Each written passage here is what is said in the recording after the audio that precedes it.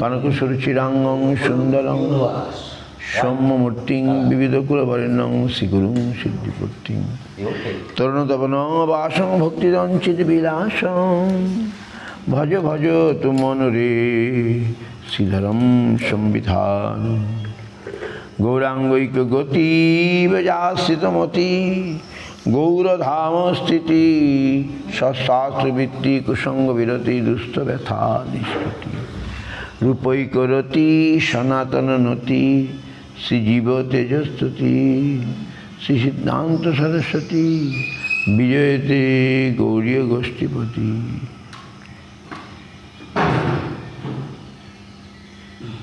বাঞ্ছা কল্পতরুভ্যশ্চ কৃপা সিন্ধুভ্যেব চ পতিতানাং পাবনেভ্যো বৈষ্ণবেভ্যো নমো নমঃ।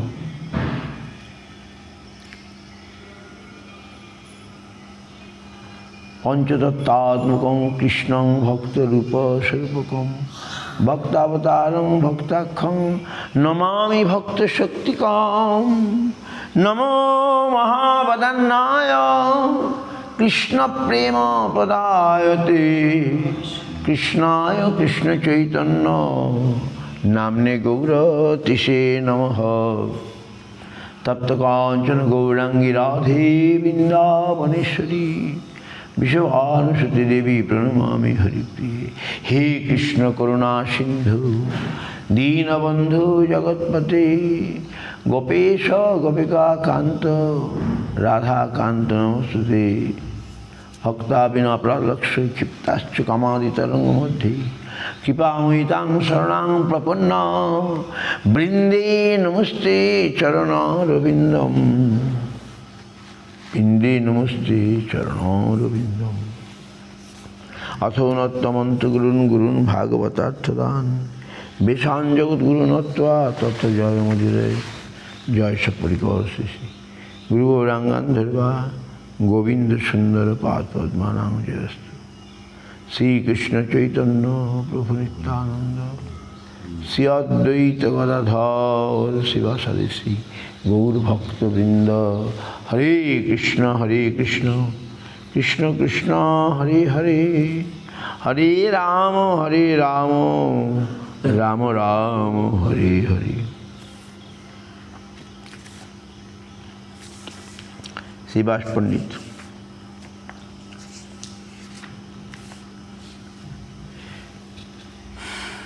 পঞ্চতত্ত্বাত্মকং কৃষ্ণং ভক্তরূপস্বরূপকং ভক্তাবতারং ভক্তাখ্যং নমামি ভক্তশক্তিকং। শ্রীকৃষ্ণের ভক্তরূপ, ভক্তস্বরূপ, ভক্ত অবতার, ভক্ত ও ভক্ত শক্তি, এই পঞ্চতত্ত্বাত্মক শ্রীকৃষ্ণকে প্রণাম করি।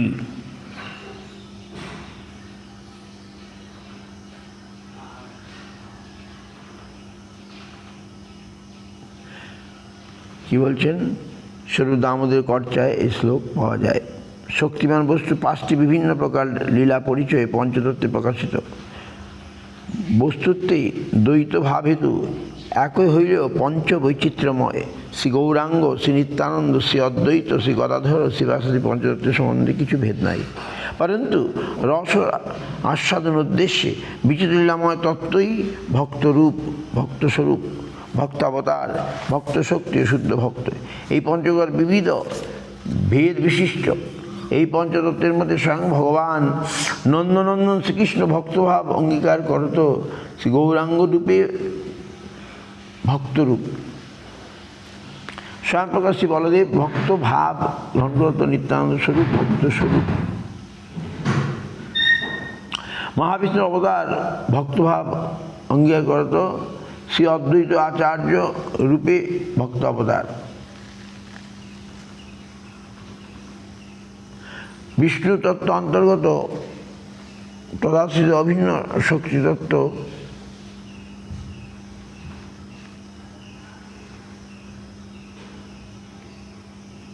ভক্তি গদাধর, দামোদর, রায়রামানন্দ আদি।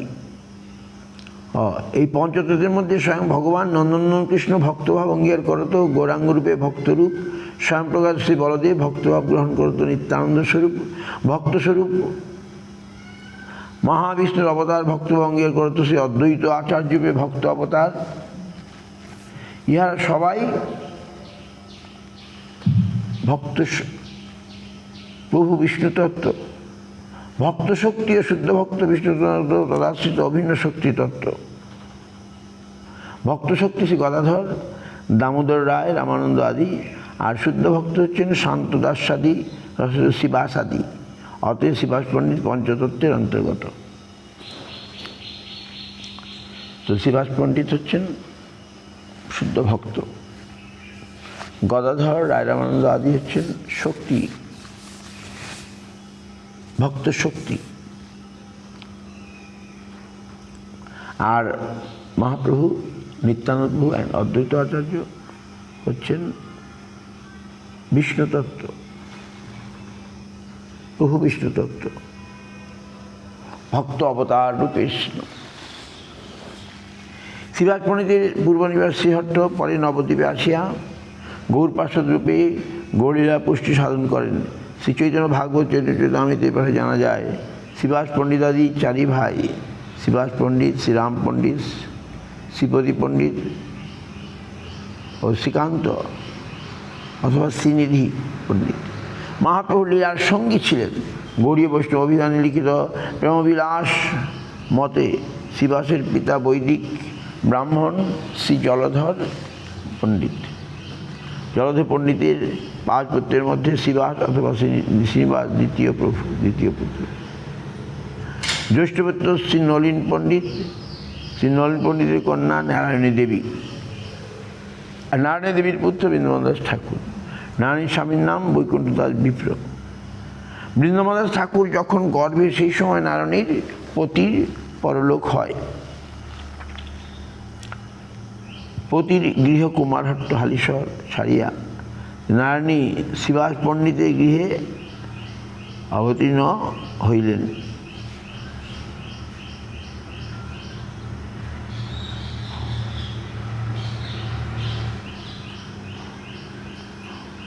বৃন্দাবন ঠাকুর যখন গর্ভে, সেই সময় নারায়ণীর পতির পরলোক হয়। পতির গৃহ কুমারহট্ট হালিশহর ছাড়িয়া নারায়ণী শিবাস পণ্ডিতের গৃহে নবদ্বীপে আসেন।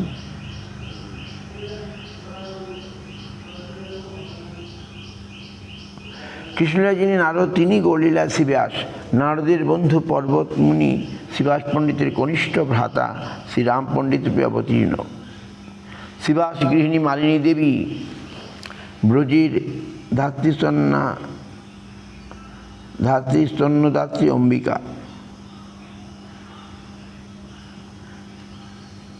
মহাপ্রভু 4 স্থানে নিত্য আবির্ভাব: শচীর মন্দিরে আর নিত্যানন্দ নর্তনে, শিবাস কীর্তনে আর রাঘব ভবনে। এই 4 ঠায় প্রভুর সদা আবির্ভাব। প্রেমাকৃষ্ট হয় প্রভুর সহজ স্বভাব। কোথায় কোথায় থাকেন? মহাপ্রভু সবসময় থাকেন শচীর মন্দিরে, নিত্য আবির্ভাব আর আবির্ভাব হন। আর নিত্যানন্দ নর্তনে,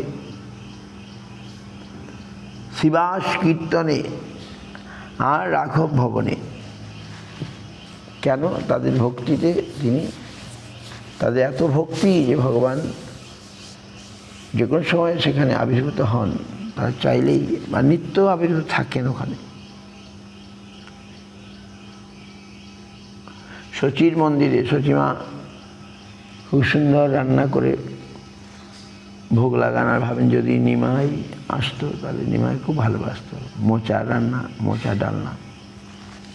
তারপরে দেখেন নিমাই এসে খেয়ে চলে গেছে। তিনি বুঝতে পারেন না কে খেল, কিন্তু নিমাই আসলেন। নিত্যানন্দ নর্তনে, নিত্যানন্দ গৌরগত প্রাণ। নিত্যানন্দ যখন নাচেন তখন মহাপ্রভু চলে আসেন। নিত্যানন্দ ডাকলেই তিনি পানিহাটিতে চলে গেছিলেন। শিবাস কীর্তনে, শিবাস এত গৌরগত প্রাণ যে তার পুত্রের মৃত্যুও তিনি তোয়াক্কা করেননি। তাই শিবাসের কীর্তনে, শিবাস অঙ্গনে সবসময় মহাপ্রভু থাকেন। আর রাঘব ভবনে, রাঘবও সেরকম, সেবা ছাড়া কিছু জানে না। সেবা প্রাণ, রাঘব হচ্ছে সেবা প্রাণ। রাঘব পণ্ডিত সবচেয়ে সুন্দর সেবা মহাপ্রভু করতেন।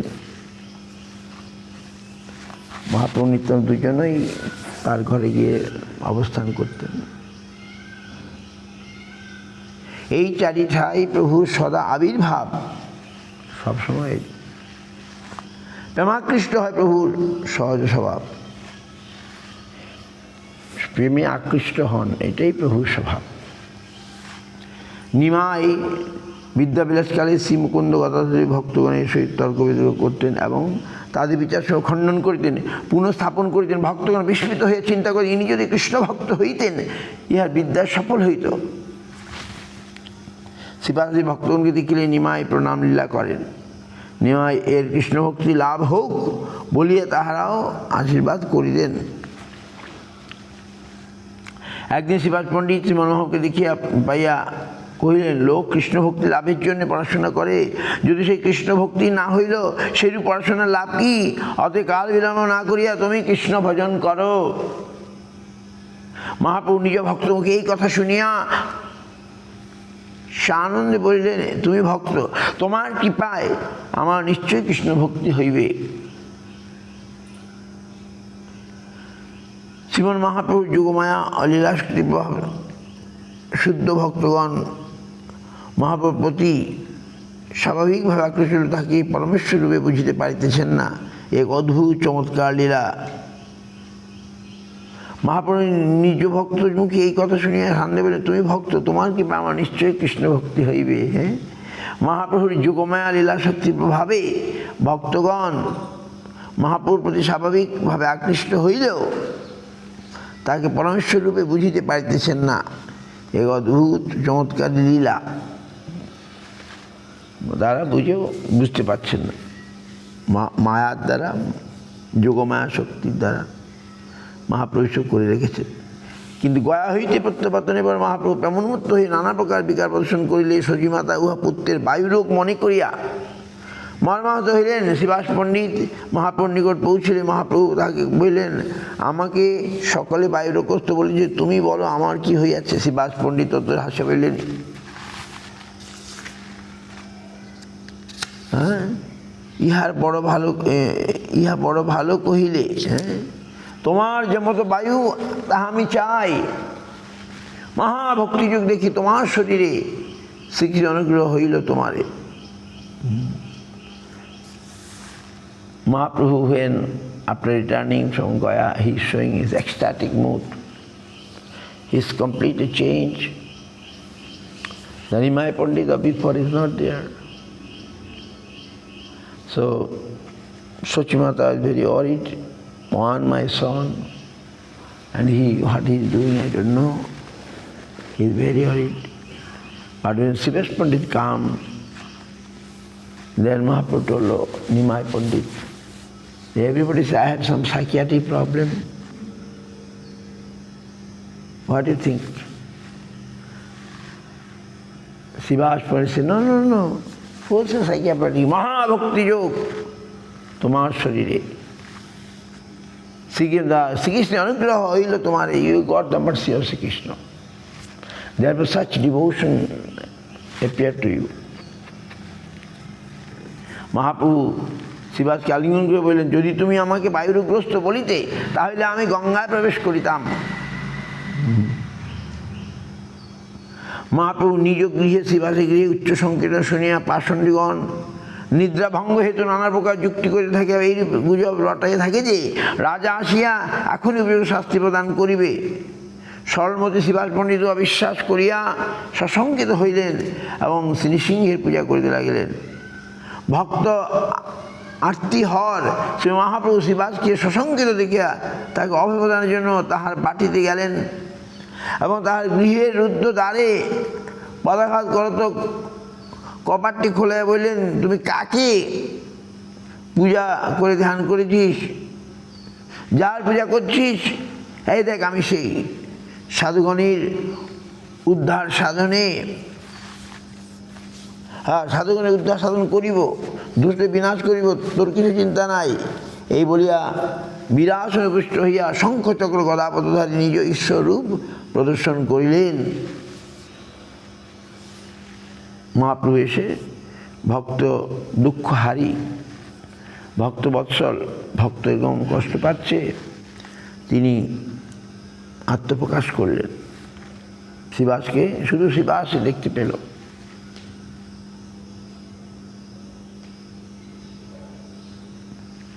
তোর কিছু চিন্তা নেই, এই বলে বিলাসের উপরে শঙ্খচক্র গদাবধারী নিজের স্বরূপ প্রদর্শিত করলেন। তিনি নিজের যে মূল রূপ মানে ভগবত রূপ সেটি দেখালেন। অপূর্ব দর্শন ক্রিয়া প্রেমাপ্লুত হয়ে শ্রীবাস পণ্ডিত স্তব করতে লাগলেন। শ্রীবাসের তবে সন্তুষ্ট হয়েছে মহাপ্রভু শ্রীবাসের স্ত্রীপুত্র জ্ঞাতিবর্গ সকলকে তাহার সেই ঈশ্বররূপ প্রদর্শন করিলেন। শ্রীবাসের ভাতস্পতি নারায়ণীকেও নিজের অবশেষ প্রসাদ দিয়া কৃষ্ণ নাম করাইয়া কৃপা করিলেন। ভক্ত যেমন ভগবানের প্রিয়, ভগবানও তেমনি ভক্তের অতীব প্রিয়। শ্রীরাম মায়াপুর শ্রী গৌরনিত্যানন্দ মিলন লীলাস্থল নন্দন আচার্য ভবনে শ্রীমনিত্যানন্দ প্রভু আসিয়াছেন জানিয়া মহাপ্রভু নিত্যানন্দ তত্ত্ব প্রকাশের জন্য তথা ভক্তগণ উপস্থিত হইলেন এবং শ্রীবাসকে ভাগবতের শ্লোক পাঠ করিতে বলিলেন। শ্রীবাস পণ্ডিত প্রভুর ইঙ্গিত বুঝিয়া ভাগবতেই কৃষ্ণ ধ্যান শ্লোক পাঠ করিলেন। হর শ্লোক?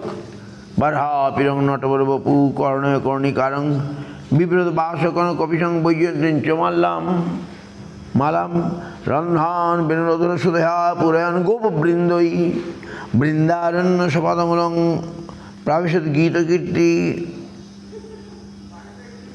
তৎকালে নটবর বপু শ্রীকৃষ্ণ চূড়ায় শিখিপুচ্ছ ভূষণ, কর্ণদে কর্ণিকার পুষ্প, পরিধানে কনকবর্ণ পীতবসন এবং গলদেশে বৈজয়ন্তী মালা ধারণ করিয়া অধরামৃত দ্বারা বংশচিত্র পূরণ করিতে করিতে শঙ্খচক্র লক্ষণযুক্ত নিজ পাদপদ্মে রতি বা লীলাস্থলে বৃন্দাবনে প্রবেশ করিলেন। তখন গোপগণ তদীয় মাহাত্ম্য কীর্তন করিতেছিলেন।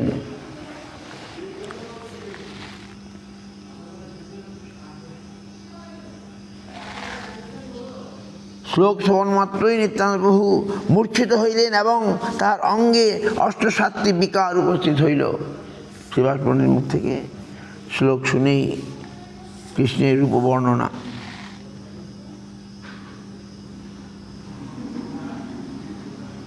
তৎকালে নটবর কৃষ্ণ, এই যে ভাগবতের শ্লোক সেটি হচ্ছে কৃষ্ণের রূপের বর্ণনা।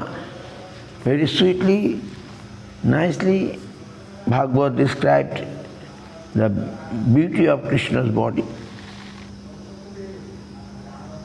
and it is by hearing that Nityananda got so much ecstatic symptoms. The glory Mahaprabhu wanted to show the glories of Nityananda to the devotee, therefore this happened.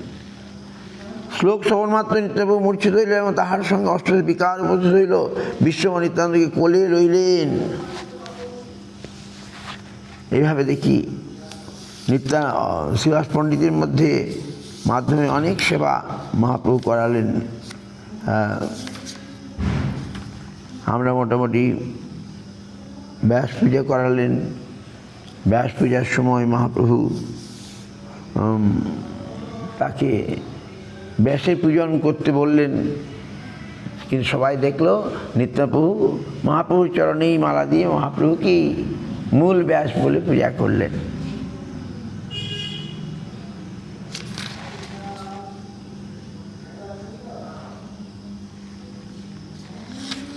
তো শ্রীবাসের অনেক ঘটনা, অনেক লীলা এই চৈতন্য ভাগবতে আছে। চৈতন্য ভাগবত, চৈতন্য চৈতামৃত, তিনি কীভাবে মহাপ্রভুর অতি প্রিয় ছিলেন। শ্রীবাস ওই বলেন নিজে চলে গেলেন, গিয়ে বললেন যে তুমি কার পূজা করছিস, দেখ যার পূজা করছিস আমি তোর দুয়ারে আছি। ভক্তের ভয় হচ্ছে, ওই যে গুজব উঠেছে হয়তো মুসলমান রাজা এসে সব ঘর দূর ভেঙে দেবে, কিন্তু তার জন্যে নয়। He is afraid that anything happen to Mahaprabhu, therefore he worshipping Nrisinghadev.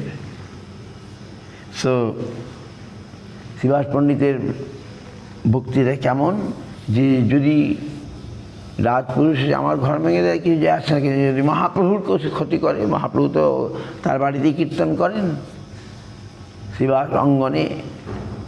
তাই মহাপ্রভুর মানে ক্ষতি না করে, তাই সে নৃসিংহ পূজা করছিল। আর মহাপ্রভু অন্তর্যামী সব জেনে এসে তার সমস্ত সন্দেহ দূর করে দিলেন এবং কৃষ্ণ ভক্তি প্রদান করলেন। তো এইভাবে তার আরও ঘটনা, যেটা তার পুত্র মারা গেছে সেটাতেও তিনি কোনো ভ্রুক্ষেপ করেন নাই, এটা একটা আশ্চর্য। এবং তারপরে মহাপ্রভু নিত্যানন্দ তার ভক্তি দেখে, মহাপ্রভুর জন্যে তার ভক্তি দেখে তিনি বললেন, আমি আর নিত্যানন্দ তোমার 2 পুত্র হয়ে যাব, যাও এখন থেকে আমি আর নিত্যানন্দ তোমার 2 পুত্র। এইভাবে শ্রীবাস পণ্ডিতের অনেক কথা আমরা বিকালে দেখি আলোচনা করব। শ্রীবাস পণ্ডিত প্রভু শ্রীবাস অঙ্গনে যার নিত্য অবস্থান, শ্রীবাস আম পণ্ডিত আমাদের কৃপা করুন। মহাপ্রভু ছাড়া তিনি কিছুই জানতেন না। মহাপ্রভু প্রাণ শুদ্ধ ভক্ত যারা, তারা ভগবান ছাড়া কিছু জানে না। তো শ্রীবাস পণ্ডিত সেটাই দেখালেন। আর মহাপ্রভু তার প্রতি অত্যন্ত প্রসন্ন ছিলেন। Mahaprabhu happy with Shrivas Pandit. so many times, so many boon, কত বর দিয়েছেন যে তোমার ঘরে দারিদ্র আসবে না, লক্ষ্মী যদি ভিক্ষা করে তোমার ঘরে দারিদ্র আসবে না। হ্যাঁ, আমি কিছু করব না। মহাপ্রভু তুমি রোজগার করো, সংসার চালবে কি করে, আত্মীয় স্বজনটা কী করবে না। তো যদি কিছু না পাই তাহলে জলে ডুবে মরবো। শ্রীবাস পণ্ডিতের বিশ্বাস আছে, না প্রভুই আমায় রক্ষা করবেন, প্রভুই আমায় দেখবেন। এই বিশ্বাসটা দরকার। যাদের বিশ্বাস আছে তারা ভগবানকে লাভ করবেই করবে। বিশ্বাসে মিলয় বস্তু তর্কে বহুদূর। সে বিশ্বাস আমাদের কবে আসবে? আমরা কবে ভগবানের পরিপূর্ণরূপে বিশ্বাস করতে পারবো? আর আমরা করলেই তিনিও করবেন, বাস। এখন এখানে বাঞ্ছা কল্পতরু কৃপা সিন্ধু পতিতানাং পাবনেভ্যো বৈষ্ণবেভ্যো নমঃ।